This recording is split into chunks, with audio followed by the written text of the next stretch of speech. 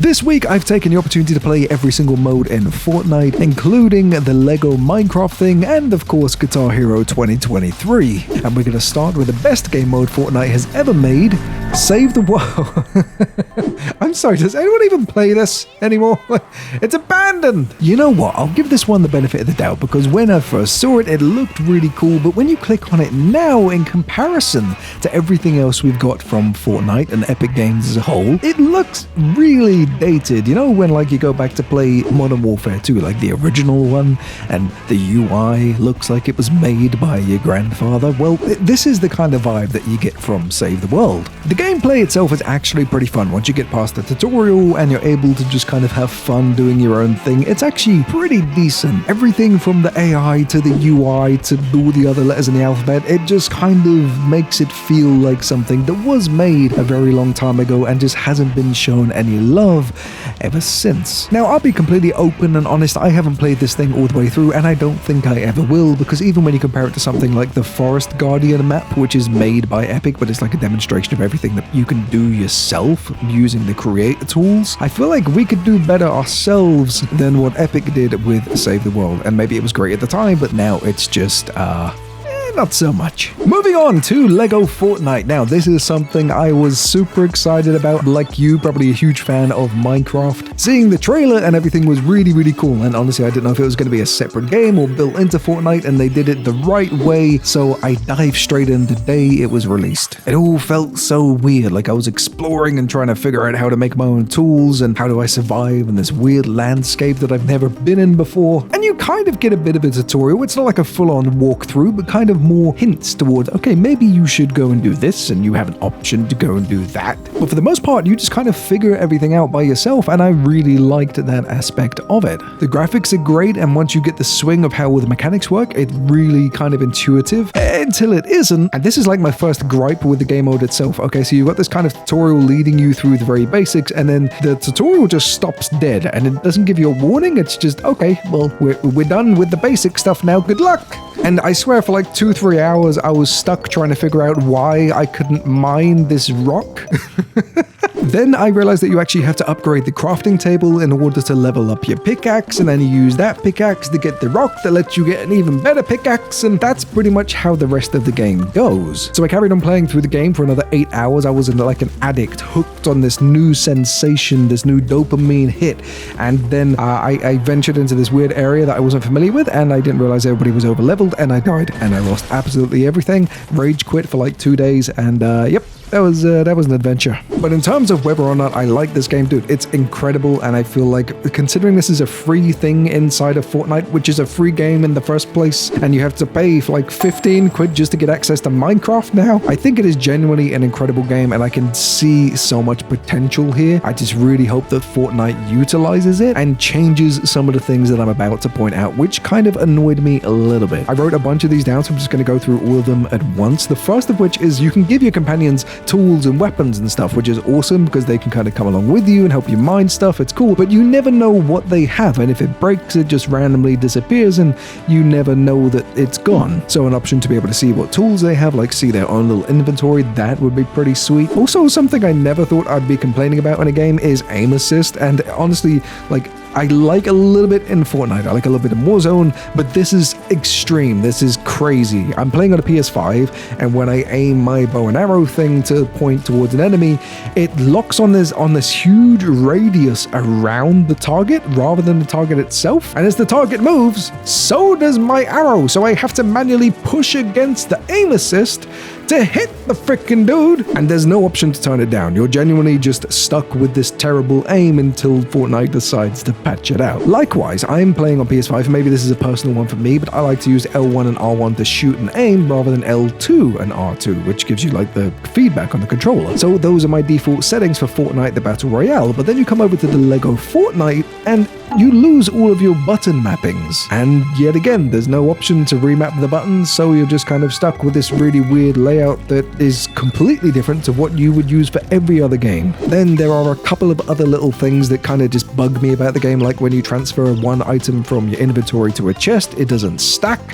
which is stupid. It should just do that automatically. The fact that sleeping in a bed doesn't actually pass time. You just lay there and hope that something doesn't kill you while you sleep. It's like real life when you're married. But that's pretty much it. Honestly, everything else works great in the game, and one thing that I love more than anything else is, of course, the fact that your experience, your level ups, all that kind of stuff, it is linked with your normal battle pass in Fortnite, which is crazy. So by doing quests in the Lego Fortnite mode, that then transfers into getting more experience in your battle pass, which you can then spend in normal Fortnite. Dude, that's just such a cool addition. I hope they don't change that in any way. It's just amazing. Moving on to Rocket Racing. I'll be honest, I never enjoyed Rocket League. The whole football and car racing thing, it just never really sat well with me, but then I got into this and it's actually really fun, but it's less of like Forza or even Rocket League itself. It is generally just like an arcade Mario Kart-esque kind of game, just without the power-ups. There are a couple of little features, so you can drift to power up this turbo meter, and then when you use your turbo meter to like shoot ahead, kind of like NOS. And fun fact, you can actually use this twice. Don't be an idiot like me. I was just tapping it once and thinking, okay, well that's my lot. No, it actually comes up with a prompt, and you can tap the button again and you get like 2 bursts in one hit. I'm an idiot and I didn't notice it till like after 5 hours of gameplay. And of course you have the ability to jump. That's not something you see in every car game, but it works pretty well.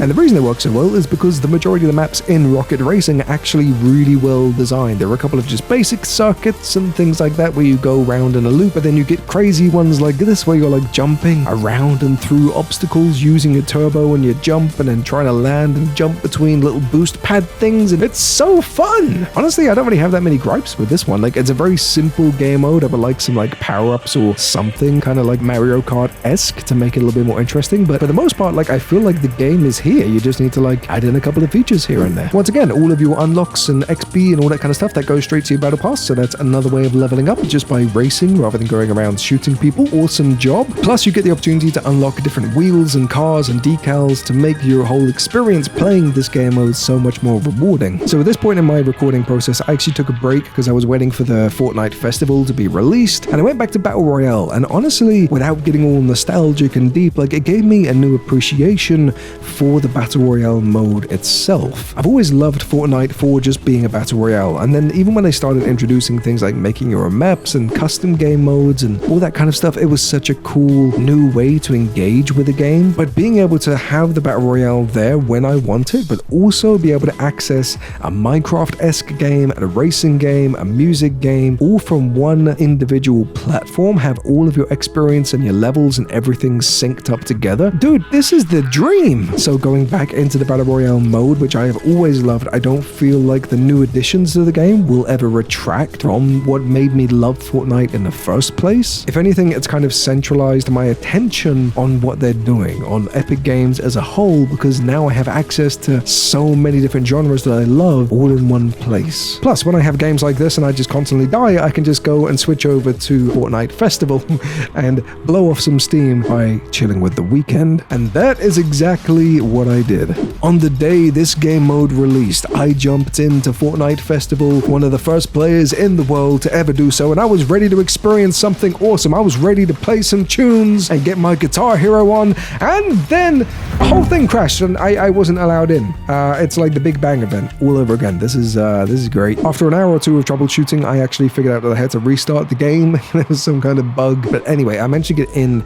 and oh my god, this thing is insane. It's exactly what you would expect it to be. It is Guitar Hero inside of Fortnite, and it is so fun, and it works so well. Now, obviously, I can't play all the music for you as it was shown in the game because copyright and things like that, but I think I'm able to share this song here. It's made by Epic, so it's so intuitive the way that it works. Like, the notes come down, you press them, but I'm used to playing this kind of game on an actual guitar, right? I grew up with Guitar Hero. Honestly, the learning curve isn't that big. Like, after 2 or 3 songs, you naturally just get a rhythm and you kind of know where the buttons are and the chords and things like that, and it just works so well. And what's so cool with this, which I don't think Guitar Hero ever had, is that you can actually pick and choose, are you going to play the lead, are you going to play the drums, are you going to be the vocals, are you going to be the bass, and like the difficulty changes per song based on which instrument you're playing, and that's the coolest mechanic. As an example, I was playing the drums for Kendrick Lamar's I. Great song, by the way, but towards the end, the notes started coming down faster and faster, and bear in mind, I'm still getting used to the controls, and it felt so overwhelming, but in a good way. It was like action-packed, and I had to keep up with the pace. And then the next song was Seven Nation Army, and all I had to do was play the same 2 notes at the same time for like 75% of the track, and I was done. As a whole, like, I love this game mode as well. Like, there's not much to dislike about it. I'd like some more songs, but obviously that's going to be coming in the future. This is just a release date thing. But there's one thing that really irks me with this game mode, and it's not so much the gameplay itself. The gameplay is fine, it's fun, it's everything you'd expect it to be.